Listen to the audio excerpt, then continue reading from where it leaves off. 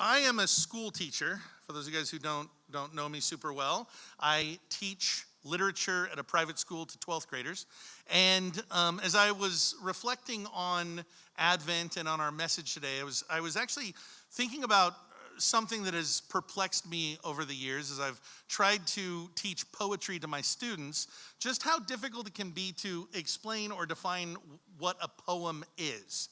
Because most of us, when we think of poems, we think of something that rhymes or has a rhyme scheme. But as any of you guys may know, if you have been into poetry reading for a while, many poems don't rhyme. In fact, most poems don't rhyme. In fact, it is kind of an accepted view in today's day and age that if a poem rhymes, it's probably not very good.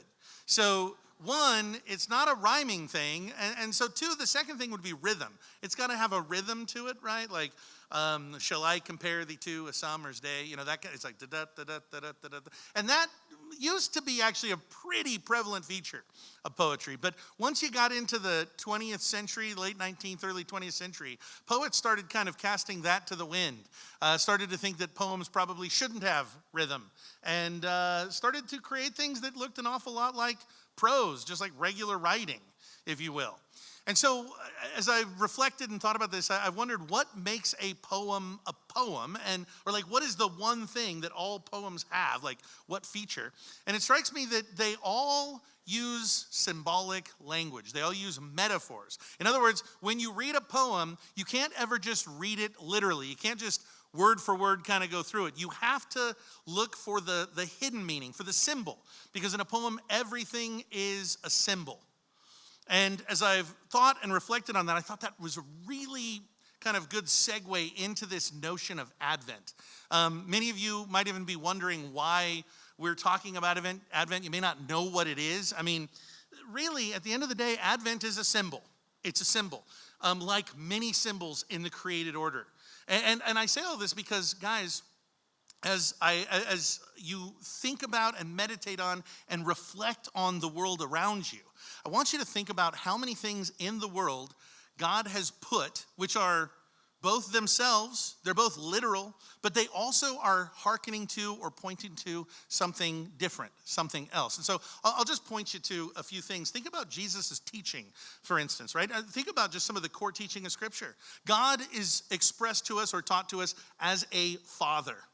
And I do want you to understand, of course, that he is a father in a real sense, but he's not a literal father. Not the way we think of fatherhood, at least in the world that we live in, right? He's not a biological father.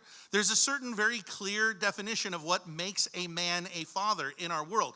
And with the kind of biological meaning, there also comes all sorts of social and emotional and kind of cultural things that are tied into it, and relational, obviously, being a big thing.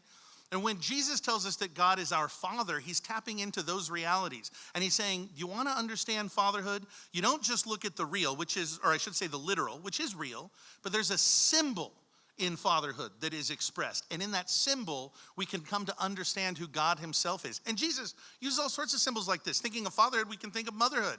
One point, Jesus, while warning Israel of impending destruction, he says, "Oh, Israel, Israel, how often I would have come and gathered you together as a mother hen gathers her chicks, but you were unwilling." And so what we see here, we see a hen, literally, hen with her chicks, motherhood. It's a literal thing, but it's a symbol. It's a symbol which points to some kind of a deep spiritual reality. And really, if you look through the scriptures, guys, there are so many symbols present for us.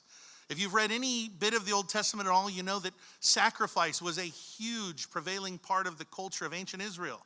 When I say sacrifice, I mean literal sacrifice. Taking cattle, taking goats, killing them, slaughtering them, and then pouring out their blood on an altar, burning the fat on the altar, sometimes burning the whole animal.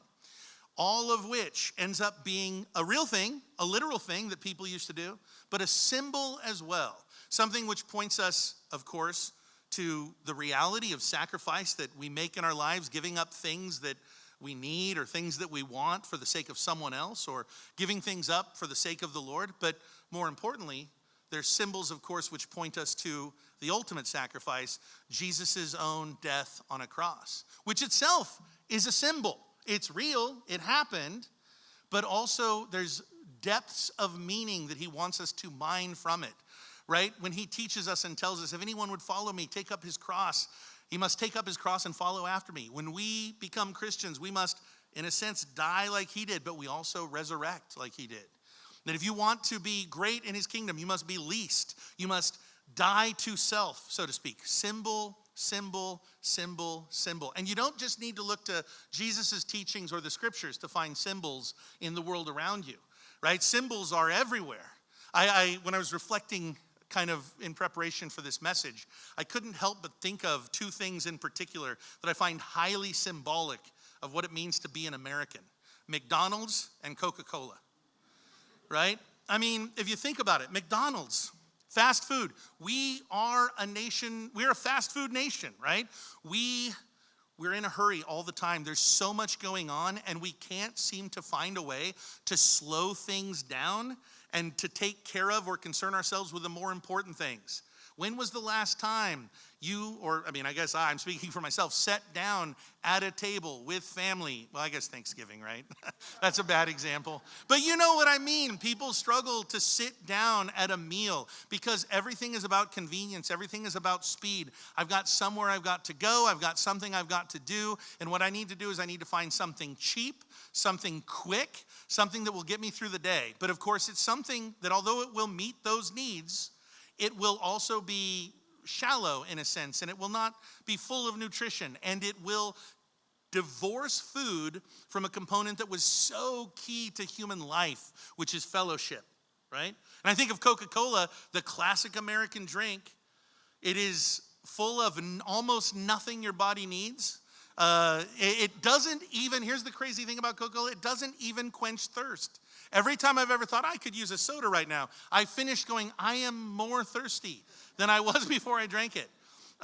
It's empty calories, and it is sugar, and basically nothing else. But really, when you think about it in terms of kind of America and being American in today's culture, and just kind of that I guess shallowness, almost like emptiness, so to speak, in terms of what we take into our lives, it's such a good symbol, such a good representation.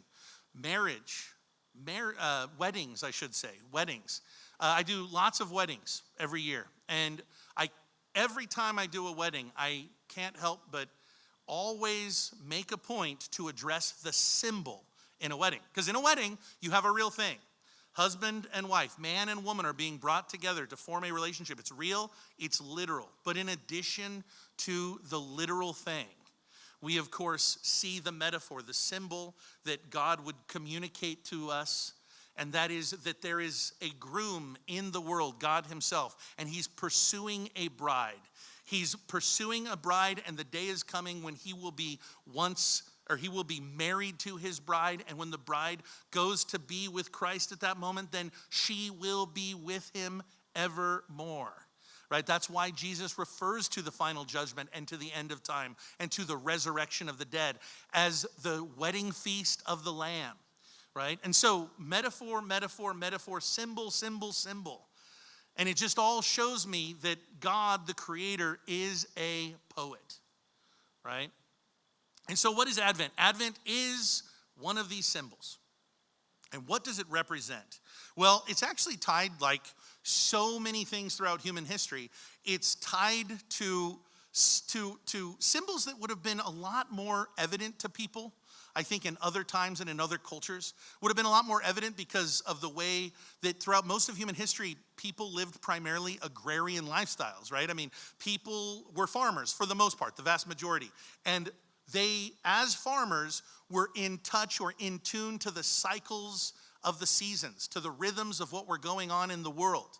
And these things we've been kind of divorced from a little bit, thanks to modern technology and things of that nature. And in these cycles, they were almost all connected to when is food coming and how reliable will my food source be for me, okay? And it's interesting because if you think in these terms, it's an interesting thing to note that if you look back in human history, almost every single religious festival, of any religion, by the way, ancient Israel as well as ancient pagan religions, they all tended to celebrate festivals and holidays and religious events coinciding with certain key moments in kind of the cycle of the earth and how everything kind of went about. And I'll just give you an example, right? One of the most holy times in every culture will always be the spring, the beginning of the spring. And why is that time so holy for people? Because after a long period of time in which nothing was growing, flowers are starting to bloom. Crops are starting to grow for the very first time. Things are coming up from the ground and new life seems to be kind of seeping its way into the world around you. And there's hopefulness and celebration because, hey, we've got new food again. And so you gather the first crop, the very first fruit. You gather it into your storehouse and you have a feast. You have a celebration. We got more food and you have everybody over. And you, of course, offer prayers to God in thanks. Or in the pagan societies, you would offer sacrifices to the false gods and pour out wine in celebration. And then you just have fun with your friends. And you'd eat sacrifices together and all of that kind of stuff. That's what would happen in the spring. And then, of course, as time moves on, more crops are growing. You're bringing in the harvest. You go through spring. You go through summer. It's a hopeful time. It's a busy time. You're working really hard. But then what happens come late September, early October? Things start to change, right? The leaves start to fall and things start slowing down. And the crops that at one point were growing so steadily, so readily, are starting to not grow. And so what you do there during that season is a time that was really probably the most holy time in almost any culture. It was true for the Jews, who had 3 of their most important holidays during that particular season. You would gather in the final harvest. And this was a big one, right? The final harvest, you want to have it be full. You want to have it be plentiful. And if it's full and plentiful, then you can have a good celebration with family and friends. But you want it that way because the time is coming for a nice solid 4 months in which nothing is going to be growing. And this is, I hope here, guys, you can see why things are so different for us. Because we don't live in that world. We don't think about what's growing and when it's growing. You can get any fruit in any season, for the most part. It might not be as good, but you can pretty much find anything in any season. If there is a drought going on, don't fear. We exist on a global economy. You can get it from somewhere else where there isn't a drought going on. But most people lived most of their lives throughout all of human history just a hair's length away from starvation. And so there was this constant awareness that, oh my goodness, if I don't get a good enough crop, I might die. My family might die. And there was fear in that. And then as they kind of start to go through that season, go through that period where things aren't to grow or are slowing down in terms of their growth, they notice something about kind of the weather around them. It gets colder, obviously, and the days get shorter. And of course, that starts in the summer solstice over in June. Slowly, bit by bit, the days start getting shorter and shorter and shorter. But then they get to a point where the days are quite short. And of course, people coped with this in really simple ways. They mostly slept, right? Back in the day when you didn't have electricity, when it got dark out at 5 p.m., you're just like, okay, well, I'm just going to go to bed. Because there really isn't anything else to do. I'm bored. That's just what we're going to do. But there was this ominous sense that people felt as the days got shorter and shorter and shorter. There was this feeling like the darkness was going to win, like the darkness was going to snuff out the light. Until the winter solstice, December 21st. They noticed at that time, everything shifts, everything changes. And all of a sudden, whereas the days were getting shorter and shorter and shorter, they start to get longer and longer and longer. And so, of course, these ancient civilizations all celebrated big holidays on the winter solstice. And that holiday almost always had to do with the theme of light, almost always light. If you think about it, the Jews celebrate Hanukkah, right? If you guys are familiar with Hanukkah, it's the celebration of the festival of lights, the rededication of the temple. The story that kind of motivates it was that the menorah, the lamps that were supposed to stay lit within the holy place in the temple of God, those lamps were supposed to have their oil changed every single day. But it had to be changed with oil that had been properly consecrated to God. And it took 7 days to consecrate the oil, and they were out. And so, wanting to be faithful to the law of God, they went through the process of consecrating the oil and prayed to God that the lamps that were lit currently would not go out. And according to the story, For 7 days, those lamps stay lit, and the light was not snuffed out. And so, what does the winter solstice as a symbol teach us? And what does the holiday that coincides with the winter solstice teach us? It teaches us this simple thing. It's the same thing that the Gospel of John, chapter 1, verse 5 teaches us, that the light shined forth in the darkness, and the darkness did not overcome it. Advent is a season of longing. It's a season of suffering. It's a season of anticipation and waiting. You're waiting, and it's supposed to teach us and instruct us on this fact of life, that life is hard. And we go through difficult times. And sometimes in the midst of that suffering and in the midst of that hardship, it feels like whatever light is in our life is going to be blotted out. And that runs us very dangerously close with the feeling of despair. And what is Christmas supposed to teach us? It's supposed to teach us that we ought not despair, because the light is never vanquished, it is never overcome, and we have a reason to hope. That's Advent. That's the symbol. And God put it in our story, in the world as it unfolded, to teach us about himself and to reveal himself to a lost and dying world.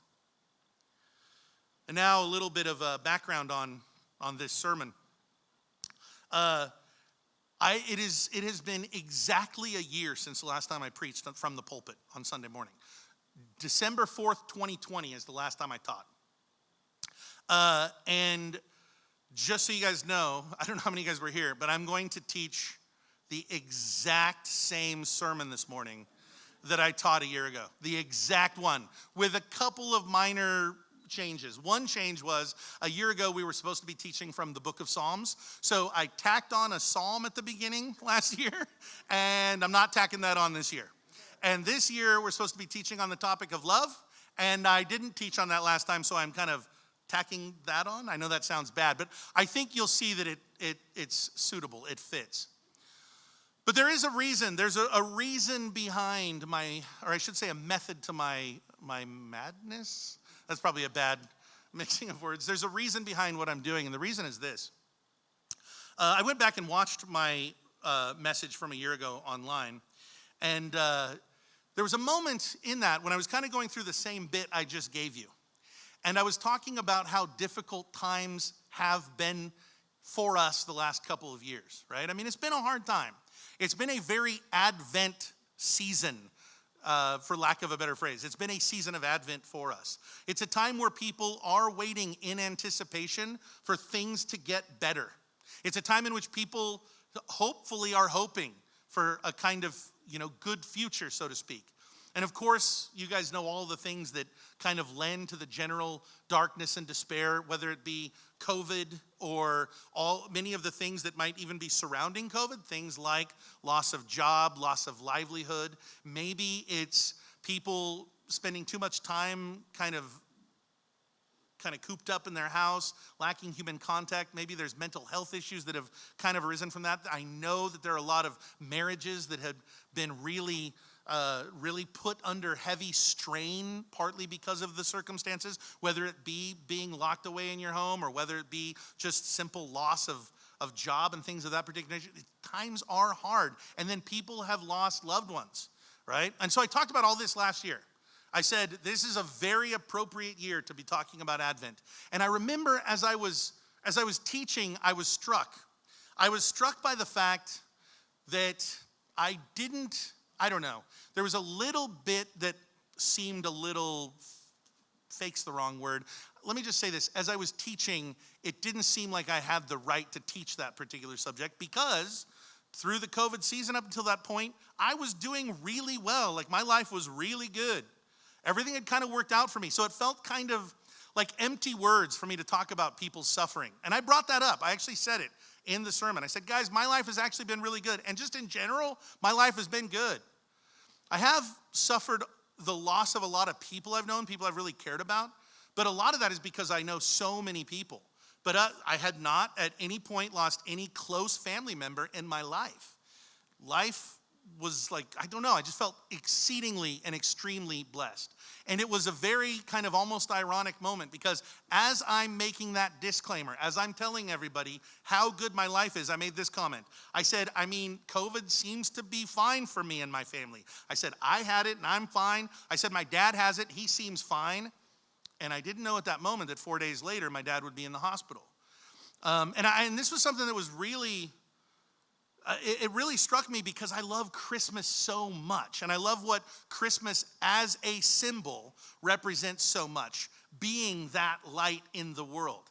Like, Christmas for me, it just resonates with hope, right? It resonates with this idea of light. I mean, I'm a teacher, right? So it's like everything in my life reinforces these things from when I was a kid, basically. Because the school year ends, well, not the school year, but the school semester ends, and I get 2 weeks of a break. I get 2 weeks where I don't have to work. It's like, and everything leading up to that moment feels very Advent-y, right? Because I am tired of being at school. All of my students are tired of being at school. I have a ton of grading to do, all these tasks to be done before Christmas, so I'm super stressed out. And I'm just so looking forward to that moment when Christmas comes. And it's not just the fact that I don't have to work. It's not just the fact that it's one of the few times in my life where things can slow down and I can be with the people I love the most, and where I can have fun and relax. But it's also all the nostalgia that fills my life, right? All the memories of being a kid, waking up in the morning at 5 a.m. and going and knocking on your parents' bedroom door and saying, hey, it's time for Christmas. And them telling you, go back to bed. And then you go and you sit and you wait in anticipation for that moment when they're going to finally come. And the time that you spend at your grandma's, and you see all the cousins, and it's just so fun. In the Christmas Carol movie, and It's a Wonderful Life, and it's all dripping with nostalgia, and you love it. Like, it almost feels like you're becoming a kid again, right? That's the way I've always felt. And I was mindful as I was teaching that not everybody feels that way, because the holidays are also a time in which there is great sense of loss for so many people. Because, of course, sometimes it's because they lost somebody at the holidays. Sometimes it's just the realization that they're not going to have that person who had been with them for so long for that season. And it felt like I just couldn't relate. And then all of a sudden, there I am. It's Christmas last year. And at Christmas, I end up having to go home to see my dad. And I, again, was pretty blessed, because unlike pretty much anybody else I've ever heard of, they let me into the hospital, they let me into my dad's room, and they let me sit there with my dad every single day, all day, for about 6 weeks. I sat right next to him, I held his hand, I was able to talk to him, thank God, for about 9 days before he ended up being put on a ventilator, and then he would die while in the hospital from COVID. And that was my Christmas, because it was 6 weeks. So that was my Christmas last year, and it was such a weird feeling, because all of the hope and all of the joy and all of the light and all of the happiness that I'm used to feeling was gone. It wasn't there. On Christmas Day, for the first time in my life, we just didn't celebrate Christmas. There wasn't even a thought. We didn't even talk about it. I didn't ask my stepmom, hey, should we try to do something? I did what I'd been doing every day. I got up, I went and visited my dad, and I came home at night, and I sat there with my stepmom and my sister, and my stepmom went to bed super early because she was devastated and despondent. And then my sister and I, we drove around a little bit, because there was nothing you could do on a given kind of with your time, because we were in Oregon and everything was locked down. It was not Christmas, you know what I mean? And so I share that. I admit it's a little self-indulgent. I apologize for that. I share that, though, not because it necessarily adds anything particularly to the message. I share it because as I was there, I remember distinctly having the sense, and you could ask Tucker about it, on our way back from my dad's funeral in Oregon, I told him, I said, I think I need to go and preach on a Sunday morning again, and I need to teach the exact same chapter, I told him. And I told him that because I needed to see if I believed it still. I did believe it still, but I needed the different, you know what I mean? Like, it's a different thing. And so that's kind of my setup for why I'm teaching the exact same passage today. And I think I'm teaching a very appropriate Advent passage, a passage that is very much about the darkness, and it's very much about the hope that comes at the end of that darkness. So John chapter 11, verse 1, let's get into it. Now, a certain man was sick, Lazarus of Bethany, the town of Mary and her sister Martha.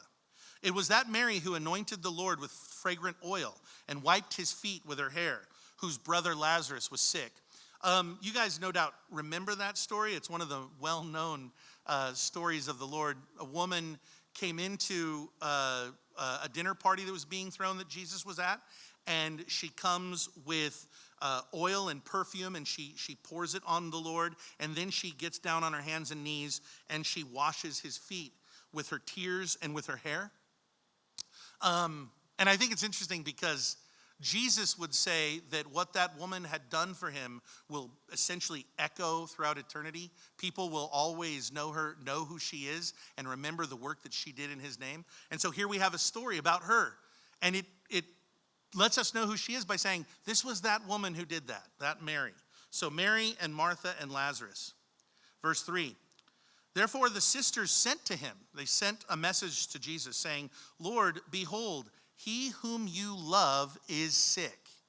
So the two sisters, their brother is sick. And what they want to happen here is they want Jesus to come and heal him. And I want you to understand kind of contextually, who was Jesus in this culture? Why was he well known? Why was he famous? It was because he was a great healer. That's what he was known for. He developed a following because people heard that he healed. So they would bring their loved ones, and people saw amazing healings. They saw crippled people walking. They saw blind seeing. They saw deaf hearing.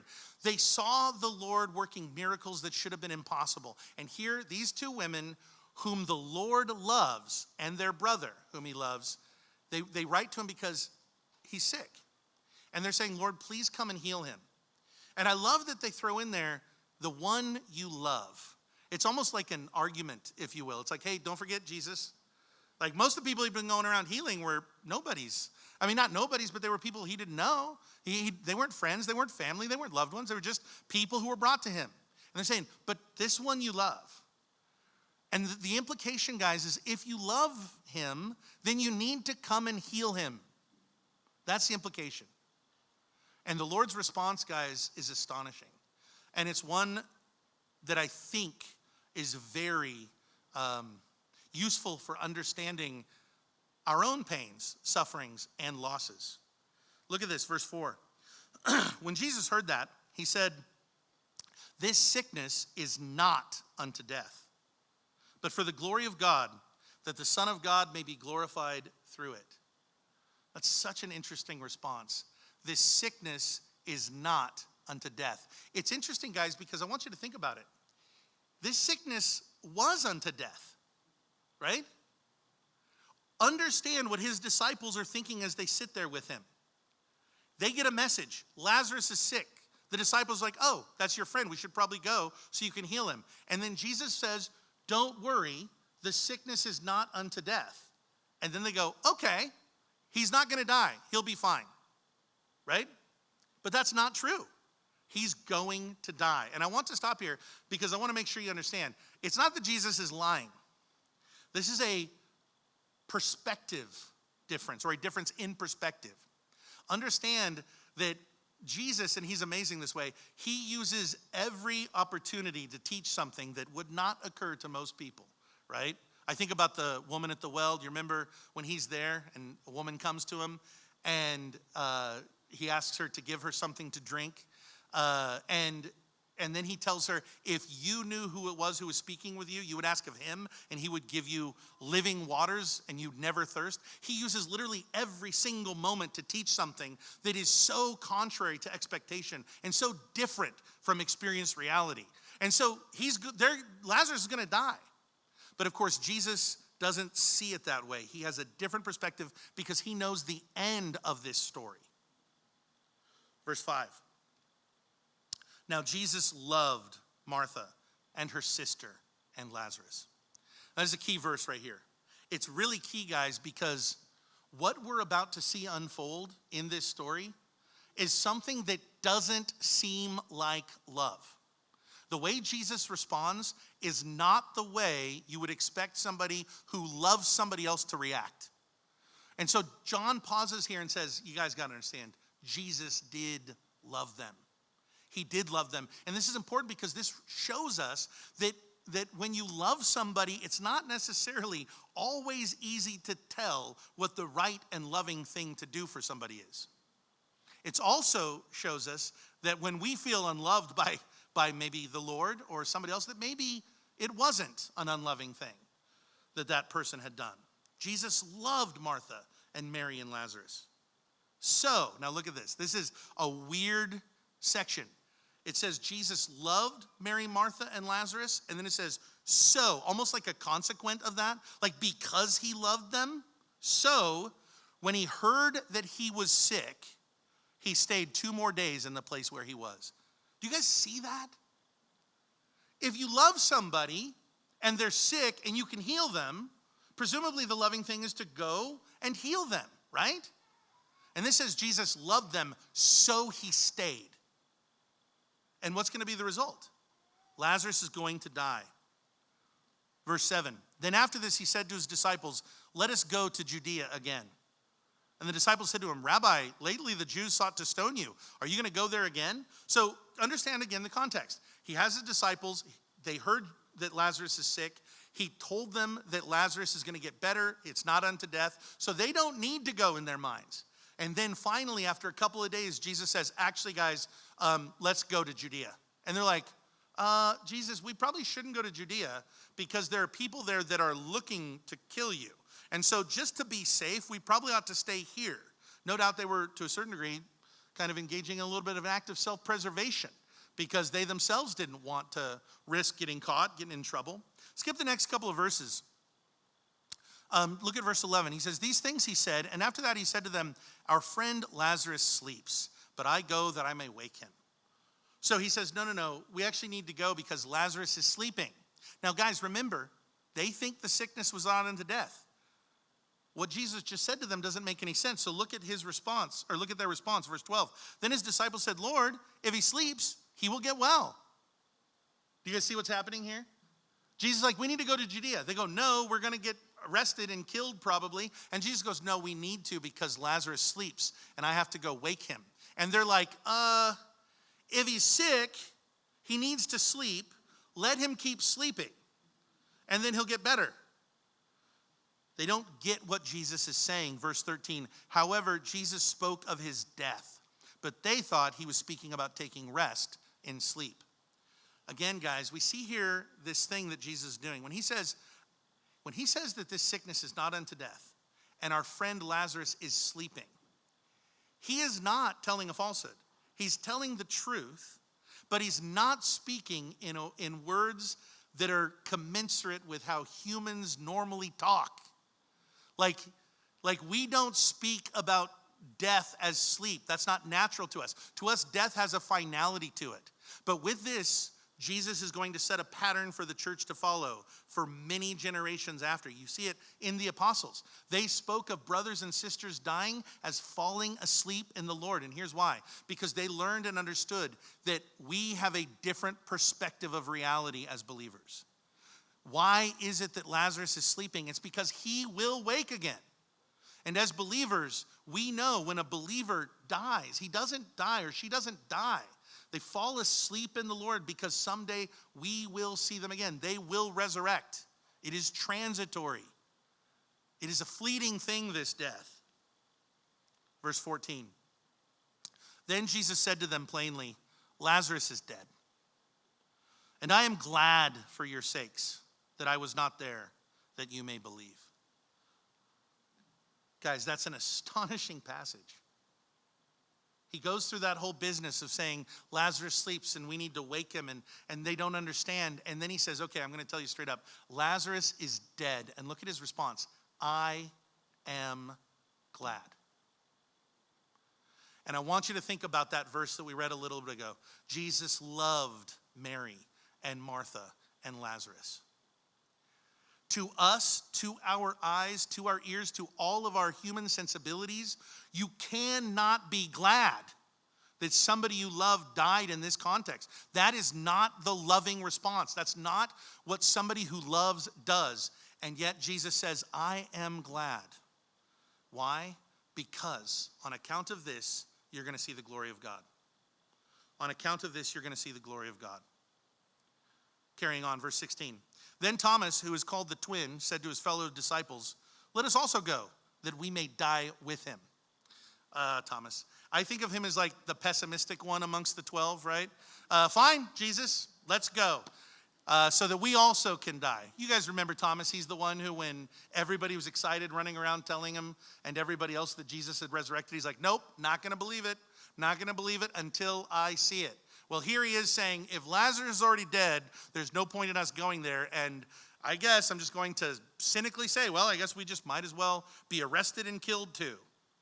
But they go on their way. Verse 17. So when Jesus came, he found that he had already been in the tomb for 4 days. I think that's an important thing just to make a note of. Even when he showed up, it wasn't right after death. He wanted to give time so that it could be established very clearly that Lazarus was dead. So that nobody could say, oh, well, maybe he was just passed out, or maybe there's some kind of an explanation for why he came back to himself. No, he is dead. He is dead. He is buried. And there is no coming back from this. Carrying on. Now, Bethany was near Jerusalem. Bethany remembers where those sisters and brother lived. Was near Jerusalem, about 2 miles away. And many of the Jews had joined the women around Martha and Mary to comfort them concerning their brother. So Martha and Mary are there, and of course, there are mourners who have come to mourn alongside of them and to offer comfort. And I do just want to offer an aside here, just reflecting back again as I brought up my dad's passing. As that was like I said, I've been to a lot of funerals in my life, and I've mourned in many of them. In most of those funerals where I mourn, though, I am there as a comforter to the closer family members, right? I'm there to comfort the wife or the children and that's what many of us are there to do, even in the midst of our own grief at loss. And watching my dad's was the first time where I was the one to be comforted. And I'm telling you, kind of tying this back into the very beginning of our study today, talking about us as a fast food nation and the way that we do funerals. My dad was from Mexico, so we had a Mexican funeral, and it's a very different kind of thing, right? And my experience is typically funerals are short. We kind of like them short. We get through it very quickly. We have a meal, we say our words, and then we go our separate way. And also we like to be through it fast, to be done with it quickly. Not so in Mexico. In Mexico, it's a long thing. It's a big thing. And you have, we had a wake where we were around the coffin, and the coffin was open, and all these people are inside the room sitting there, and they're just coming up, people I don't know, and they're hugging me, and they're touching me, and they're kissing me, and all of these different kinds of things to tell me that they love me. And I'm telling you, it worked. Like, it was comforting. It was unbelievable how much it assuaged the pain of my soul. My good friends showed up.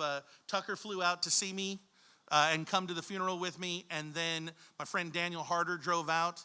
And I knew that they were coming, and I hung out with them the night before, and then was utterly blown away when coming out of the service, I saw Reggie and my friend Marcus, who had drove up and showed up right at that day, and just having them there, and then they came in and they sat with everybody else. 200 people in this tight, packed room, in a room that was meant for 60, and in which the funeral home told us that we could have no more than 25 because of COVID. You had 200 people all packed in this room, just being there. Just being there and loving on us. And I want to say that, guys, just as an aside, like a bit of advice. When somebody you know is going through a time of loss and mourning, do that. Do it. I'm telling you. I know that in our minds, we get this thing which tells us, oh, they don't want to be bothered. They don't want to be talked to. And there's probably a degree of that, but they'll let you know when they don't want to.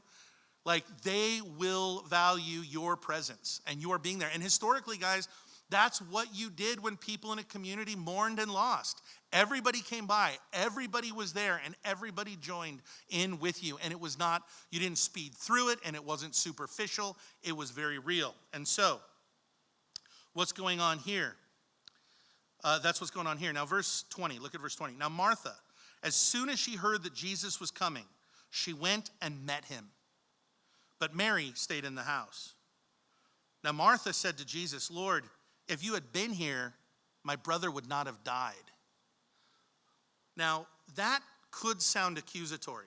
And maybe there is a bit of that. You guys know what I mean when I say accusatory. If you had been here, my brother would have died. Like, why weren't you here? But I don't see that here. And I could be wrong. This is my interpretive point. But look at the second verse out, or 22nd verse.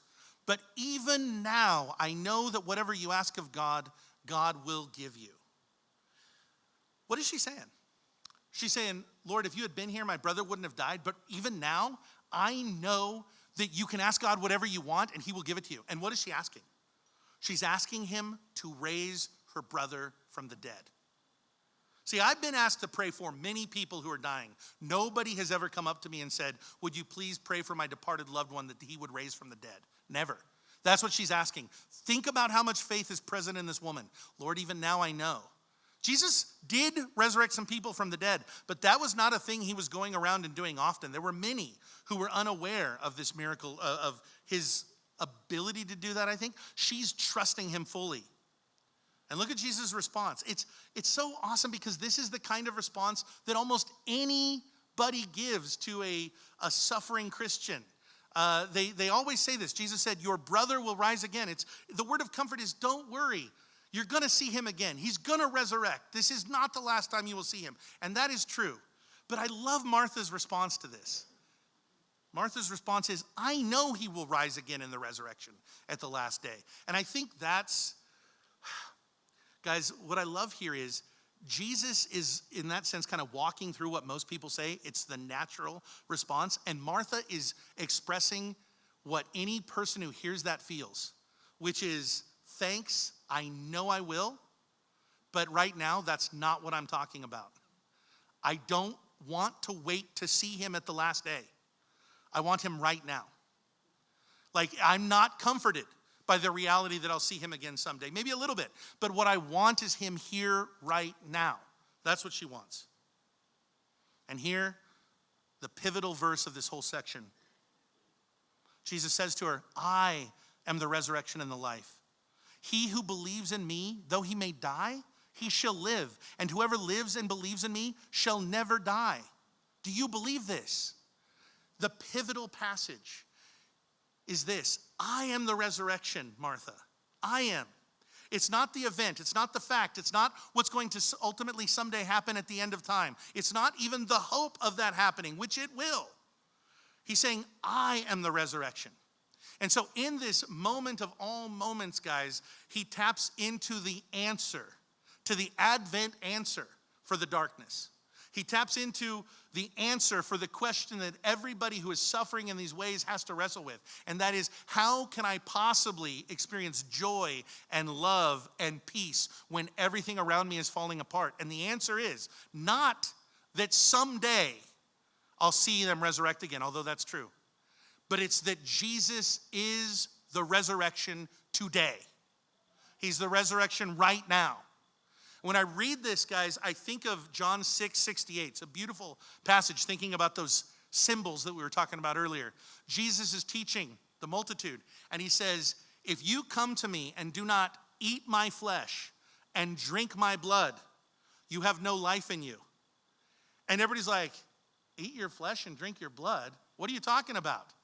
And what I love is he doesn't explain himself. He doesn't tell them at all. They just are left to figure it out. And what it says is, from that day forward, many walked away, never to follow him again. Many walked away from him. And then he turns to his disciples and he says, will you also leave me? And Peter says, Lord, where will we go? You have the words of life. And guys, that's the answer. That's the secret to all of it. That's the secret to how you walk in a world that has so much darkness and in which that darkness seems to be crushing out all the light. The answer is that the light is there and the darkness is not going to overcome it. And you keep walking in that light. I am the resurrection and the truth, Martha. I am the resurrection and the truth, and whoever lives and believes in me shall never die. Even if you die, literally, like if you stop breathing and your heart goes dead, you are not dead. When he said Lazarus sleeps, he was actually speaking something that was more than true. Because in Christ, you never die. Do you believe this? And she says to him, yes, Lord, I believe that you are the Christ, the Son of God who is to come into the world. Martha, in this story, is my optimist. Now, I want to be careful here. I don't want you guys to think that I'm trying to say Martha is the right way, or Martha follows the exact right way. I think she represents one kind of response to Jesus and one kind of response to suffering. The second, maybe there's more than two, but a second is found in Mary, our pessimist. Or I don't like calling Mary a pessimist. I don't think she actually is, but it's a helpful distinction in this moment. Look at verse 28. And when she had said these things, she went her way, and she secretly called Mary, her sister, saying, the teacher has come and is calling for you. As soon as she heard that, she arose quickly, and she came to him. Now Jesus had not yet come into the town, but was in the place where Martha met him. And when the Jews who were with her, that is with Mary, in the house comforting her, when they saw Mary rise up quickly and go out, they followed her, saying, she's going to the tomb to weep there. Then, when Mary came where Jesus was and saw him, she fell down at his feet, saying to him, Lord, if you had been here, my brother would not have died.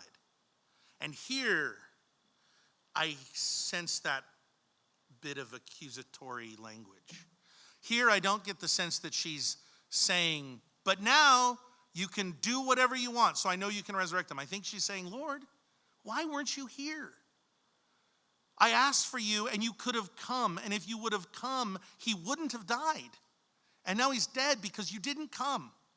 And I want to share this, guys, because the Lord doesn't rebuke Mary for this. This is a normal feeling, I think, that you would have. I felt it many times in the midst of that time with my dad. I felt it many times. And I'm not saying that you should nurture that necessarily, or I'm just saying it is human nature. It is what you're going to feel. If somebody, like you believe the Lord loves you, like she believed the Lord loved her, then you're going to stop and wonder, Lord, if you love me so much, why would you let me suffer like this? Why would you let me suffer this pain? And like the passage in John 6, Jesus here doesn't explain. He doesn't tell her why. And I don't know why. I hope you're not hanging out waiting for me to tell you why, because I don't know why. There are some things that are meant to be mysteries for God. What do I know? I know Jesus loves her, because it said he loves her. He loves her, and it's what we see. Look what's going to follow. Verse 33. Therefore, when Jesus saw her weeping, and the Jews who had come with her weeping, he groaned in his spirit. What did he do? He started to mourn himself. He didn't stop and teach her. He taught Martha. He didn't stop and teach her. He didn't stop and tell her the right things to think or the right things to believe. He didn't try to encourage her with his words about the fact of his resurrection power or about the hope of the future. He just grieved. And keep going. And he said, where have you laid him? And they said to him, Lord, come and see. And then he wept. Jesus wept. A lot of people have raised the question, why did Jesus weep at this moment if he knows Lazarus is going to be resurrected in like 2 minutes? He's going to see him in 2 minutes. Why? I mean, I would be like, oh, dude, this is going to be awesome. I'd be sitting there going, oh, yeah, sorry, guys. That'd be human nature to think I've got this really cool thing that I'm going to show everybody. But he doesn't. Why? Guys, he's, at the end of the day, to God, all time, as Peter tells us, a day is as 1,000 years is as a day. What's 2 minutes or 1,000 years to the Lord, right? If we weep at all, if the Lord suffers in his spirit at all, at loss and death, he can just as easily do it over 2 minutes as 2,000 years. It's the same. Whatever pain and heartache and loss is in it, it's there. And Jesus here is suffering with her, which is the right response. For him to suffer right there with her. Jesus wept. And then the Jews said, oh, see how he loved him. Look at how they're marveled. Jesus really loved this guy. And some of them said, could not this man who opened the eyes of the blind also have kept this man from dying? Now here's that, couldn't he have healed him? Then Jesus, again, groaning in himself, he came to the tomb. It was a cave, and a stone lay against it. And Jesus said, take away the stone. I love this, look at this. Martha, right, the one who came and said, even now, you can do anything. Martha, the sister of him who was dead, said to him, Lord, by this time there's a stench. He's been dead 4 days. Martha goes from, you can do anything, to, wait, what? You're going to roll this stone away? And again, I love it because, guys, she doesn't have perfect faith. Nobody has perfect faith, right? We have moments where we, like those crystal moments of clarity where we trust him so much. And yet also those are peppered with all sorts of doubts and also considerations about how we would do it if it was done our way. It's been 4 days, Lord. This seems wrong. And Jesus said to her, did I not say to you that if you would believe, you would see the glory of God? Then they took away the stone from the place where the dead man was lying. Jesus lifted up his eyes and he said, Father, I thank you that you've heard me. And I know that you always hear me. But because of the people who are standing by, I said this, that they may believe that you sent me. Now when he had said these things, he cried with a loud voice, Lazarus, come forth. And he who had died came out bound, hand and foot, with grave clothes. And his face was wrapped with a cloth. And Jesus said to them, loose him and let him go. And so in the story, guys, we see an Advent season, a whole lot of Advent, and we see it culminate in a Christmas, right? We see it culminate in the light overcoming. We see it culminate in a resurrection. We see it culminate in a light. We start off with fear, with dreadful anticipation of something bad coming. We go into mourning, deep mourning, and what do we end with? A joy that could be inexpressible, a joy that we can't even fathom and imagine. And that's what we're doing at Christmas. That's what Christmas is about, and that's what we're trying to remember this Advent. And the main takeaway I want you guys to have as we prepare to leave this place, I want you guys to think about that verse, that Jesus loved. He loved Mary and Martha and Lazarus, because so much of what he did seemed like it wasn't loving. So much of what he did seemed like the thing that you would never do if you actually cared about somebody. And the only way we could understand it is to see the whole picture, to see the beginning and the end. And from that, guys, I want you to remember that this is the love that God has for us. It's the love that we celebrate on this Christmas. 1 John chapter 4, verse 19, John says that we love God because he first loved us. And then he gives this injunction that if God loves us, then we in turn are to love others. And that's what Christmas is about, right? That's what we're celebrating, is the love of God brought forth in the world that we want to bring to a lost and broken and dying humanity. And I want you guys to understand that it's such an important takeaway from this passage, that we live in a culture that also values love. It thinks love is awesome, but they don't understand because they almost always define it as romance. And I'm not here to say that romance is bad. Obviously, it's a gift from God. I think it's good, but it's not the virtue that the scriptures teach. It's not. In fact, if anything, it can serve as a temptation away from the virtue of loving, because romance has this tricky way of being quite selfish if we let it. What is love? What is the love of God? The love of God that he wants us to show others. It is a love, it is an act by which we sacrifice our desires, sacrifice our wants for the sake of somebody else when they can do nothing in return. We do it for them and for their sake alone. That's love. That's what Christ did for us. That's what he did for Mary, Martha, and Lazarus, and not just for Mary, Martha, and Lazarus, but for all of his disciples. He said, Mary, Martha, and Lazarus are going to be so happy when he's raised from the dead. There's going to be so much joy for them when he's raised from the dead. And the disciples are going to witness and behold the glory of God. And it is the love that he demonstrated for us when he went to that cross. And when he hanged on that cross, and his blood was shed, and he was a symbol to us. He didn't just die and resurrect, which he did. And he didn't just wash us of our sins, which he did. He taught us what love was in that very act.